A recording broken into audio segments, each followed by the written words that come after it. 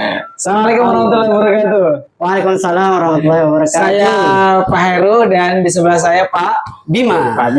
Kita dari tim literasi SDT Ibnu Hajar mau bincang-bincang sedikit ya Pak Bima ya. Ya, kita hari ini alhamdulillah punya kesempatan dan waktu untuk membuat video literasi dalam arti memberikan apa namanya? Iya, sedikit lah pencerahan atau seputar obrolan berdiskusi tentang apa nih Ustaz kita kali ini Ustaz?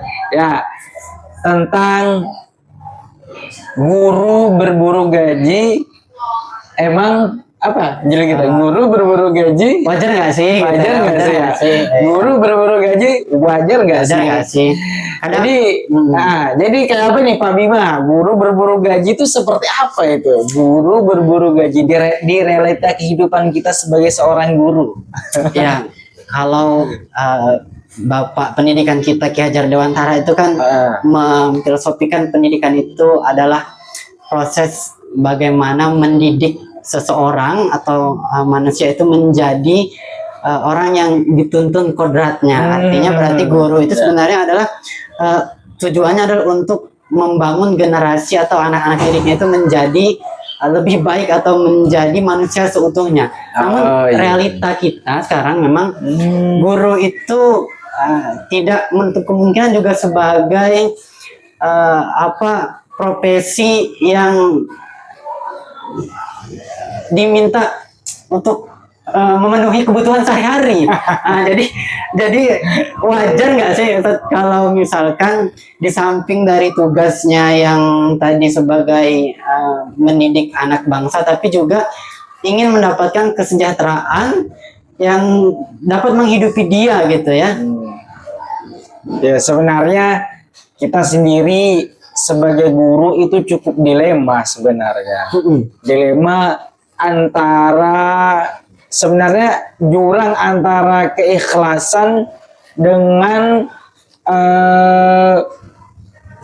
ketidakikhlasan dalam mengajar itu sangat-sangat beda tipis sekali. Bahkan ketika kita salah untuk menanamkan fondasi kita dalam mengajar, maka yaitu tadi hasilnya adalah sia-sia. Karena kenapa ya memang ketika kita bahkan ada celetukan dari orang-orang tinggi di atas kita dari segi jabatan bahwa kalau mau kaya jangan jadi guru, betul. Itu miris banget sebenarnya. Iya. Kalau mau kaya jangan berarti harus mandiri, harus punya usaha sendiri gitu ya. Cuma gimana caranya kalau waktu guru itu kan sudah sangat padat sekali ya untuk mengajar, belum lagi memikirkan anak didiknya gitu ya.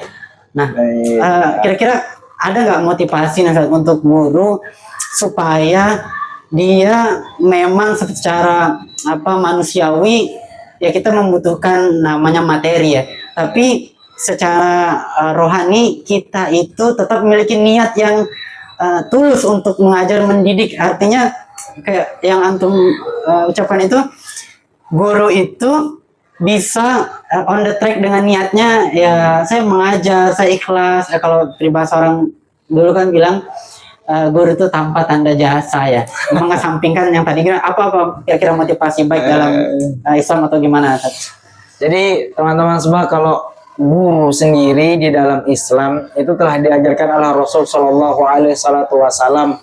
Jadi Rasul Shallallahu Alaihi Wasallam itu berkali-kali mencontohkan kepada kita bahwasanya beliau membagi 24 jam waktunya itu adalah yang pertama untuk keluarga, yang kedua adalah untuk umat, yang ketiga adalah untuk untuk mengajar sisa hidupnya. Sisa hidupnya untuk mengajar. Jadi untuk kita semuanya, kita sudah ikut mengambil bagian dari jalan Rasul Shallallahu Alaihi Wasallam. Kalau memang kita nggak punya umat, kita mengambil jalan jalan mengajar. Maka dari itu kalau mau kaya, kalau di zaman sekarang biasanya punya usaha sampingan atau punya usaha-usaha yang berdaya di digitalnya ataupun di offline-nya. Masya Allah. Itu memang tugas menjadi seorang guru itu udah dicontohkan sama Rasul ya. Sudah katanya. dicontohkan sama Rasul. Bahkan mungkin Rasul dulu lebih berat lagi ya tanggung jawabnya dari kita ya, Lebih bukan berat cuma lagi. memikirkan bagaimana mengajar, tapi memikirkan umatnya, memikirkan apa namanya, mendakwahkan Islam sebagai macamnya. Jadi pemimpin juga ya beliau kan, jadi apa namanya, kalau bahasa sekarang ya presidennya lah ya. Jadi presiden juga, jadi kepala rumah tangga juga, jadi seorang ayah juga, jadi seorang guru juga, dan jadi pengusaha juga ya Rasul ya. Jadi pengusaha, Masya Allah, itu berarti apa yang hari ini membuat kita sebagai guru masih menyalahkan keadaan, misalnya, masih menyalahkan keadaan kalau misalkan wah ini kita kurang diperhatikan, kurang kesejahteraannya, misalkan itu gimana caranya kita bisa apa namanya on the track kembali ya. Sebenarnya ini saya berbicara dari pengalaman saya pribadi ya. Ya, Pak Bima ya. Di sini Pak Bima ya. Nah, pengalaman kami sebagai seorang pengajar itu teman-teman semuanya, saya adalah terhitung orang yang masuk ke dalam dunia pengajaran itu terhitung dalam orang-orang yang minus, Pak Bima. Minus, bukan pas-pasan, tapi minus. Masuk ke dalam dunia pendidikan. Modalnya apa Pak Bima? Modalnya itu di awal memang tidak ikhlas karena memang ada sekian kenyataan yang itu tidak sesuai dengan realita kehidupan yang ada. Iya kan? Nah, akhirnya seiring berjalan tahun, Pak Hairul di tahun pertama itu tujuannya itu memang mencari materi dulu. Nah, di tahun kedua baru niat itu mulai kita benarkan Pak Bima.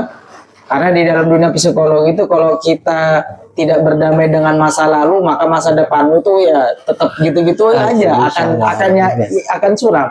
Akhirnya mulailah menanggalkan untuk ikhlas. Akhirnya setelah ikhlas, Allah Subhanahu wa taala mengirimkan orang-orang baik untuk rezekinya itu sedikit dibagikan oleh orang-orang yang membutuhkan. Nah, kebetulan waktu itu mungkin menurut beliau Pak Heru itu adalah salah satu orang yang membutuhkan. Nah, itu juga tidak terpikirkan sama sekali, dan itu berjalan bergulir sampai sekarang. Bahkan bisa lebih besar ya Pak Bima ya. Alhamdulillah ya. Nah, kalau Pak Bima sendiri gimana nih? Pak Bima sendiri gimana nih? Ya, Pak Bima sendiri gimana? Secara real dan nyata aja gimana? Ya, pertama memang awal tujuan kita itu kan belum lurus ya niat yang saja. Pasti realitanya kita ingin mencari materi yang dapat apa bahasanya. Ya wajar lah, namanya kehidupan kita ingin ada pemasukan untuk bisa ya lebih berkembang, menggapai mungkin yang dicita-citakan gitu ya saja. Jadi memang karena memang basicnya udah kuliah di guru ya, peluang kerjanya ya ke guru gitu, ke guru. Nah, lalu beriringan jalan waktu, saya tuh pernah dulu waktu masih belum ke SDT pengajar, sebelum mengajar di sini tuh mengajar beberapa sekolah, sempat di 2 sekolah itu memang namanya guru honor itu ya di bawah rata-rata ya, kita tahu sama-sama tahu lah. Nah, itu memang cukup untuk waktu itu, mumpung karena Allah itu pasti sesuaikan ternyata dengan kebutuhan kita ya. Masya Allah, Allah itu tahu kita itu butuhnya seberapa, dan Allah kasih segitu. Waktu itu masih sendiri ya, jadi cukup untuk bayar kos, cukup untuk makan, dan cukup lah untuk hidup. Nah, sering berkembang kita kebutuhan makin banyak, dan Allah juga kasih jalan ternyata, kasih jalan sampai masuk. Saya ngajar di sini, Masya Allah di sini luar biasa. Allah udah kasih yang sangat pas ya di sini, Insya Allah. Allah kasih yang kamu mau apa, kamu pasti bisa. Nah, insya Allah di sini kita tercukupi. Jadi untuk jadi seorang guru, kemudian meluruskan niat itu tadi, kalau saya itu yang pertama menjalani dulu tugas utama kita mengajar, itu kewajiban kita. Lalu kemudian ada hak kita di situ, yaitu kita diberi gaji. Lalu berapapun yang kita dapat itu, ya kita bersyukur dulu, dan insya Allah kan Allah udah janjikan la in syakartum la azidannakum, kata Allah, kalau kita bersyukur itu insya Allah Allah cukupkan. Nah, sampai akhirnya berkeluarga, punya istri, punya anak, Allah cukupkan ternyata Ustaz. Masya ternyata jadi guru itu ya kita dapat dunia, dapat juga akhirat. Pernah Ustaz, ada yang sangat teringat pada benak saya itu waktu saya masih mau mencari pekerjaan, yang masih mau melamar kerja. Saya berbincang dengan senior saya bingung. Waktu itu saya bilang ke beliau, Bang, saya bingung nih mau ngajar di mana, karena ini udah ada tempat untuk ngajar, tapi ya dapatnya segini gitu kan. Lalu beliau bilang, Bim, jangan pandang dulu berapa salarinya, tapi coba pikirkan, kamu bingung memilih pekerjaan. Tahukah kamu, ada orang yang bingung nggak dapat pilihan pekerjaan. Nah, disitulah mana saya berpikir, oh ya benar juga ya. Alhamdulillah kita udah dapat jalur yang Allah mudahkan, dan kita udah berada di posisi itu. Maka masalah rezeki insya Allah akan ada aja nanti. Jadi ketika saya meyakini itu, maka niat coba kembali diluruskan. Masya Allah memang tugas guru berat ya saja. Di samping tadi yang kita harus mengesampingkan materi ya, kita meluruskan niat, menebarkan cahaya ke anak-anak didik kita ini. Kadang ketika terjadi misalkan tantangan yang berat dalam mendidik anak, menasehati, nah itu terasa berat, dan kembali lagi bisikan wasnya syaitan itu untuk, wah kamu kerjanya begini, kamu berat, dapat tanggung jawabnya tapi dapatnya segini ya. Hanya di situ terjadi kadang konflik batin yang berat. Masya Allah sekali ya teman-teman. Setelah kita mendengar dari kita berdua, tentunya ini bukan episode yang pertama, nanti akan ada episode berikutnya dari tim kami insya Allah. Dan jangan lupa di subscribe, like, juga share video ini ke teman-teman terdekat kalian dan ke teman-teman yang membutuhkan. Barakallahu fikum. Saya Pak Heru dan Pak Bima. Assalamualaikum warahmatullahi wabarakatuh. Selesai.